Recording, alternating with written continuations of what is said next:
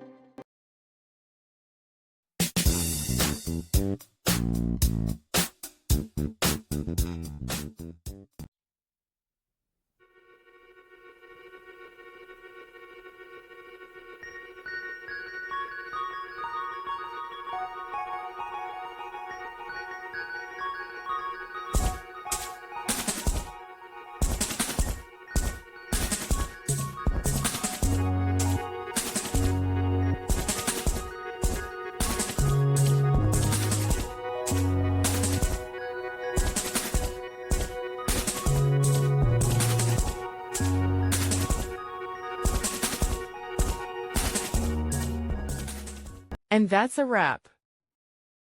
I hope you found the answer you were looking for. If you did, take a second to hit that subscribe button. It really helps out. And let me know in the comments which solution worked best for you. See you next time in the debug zone.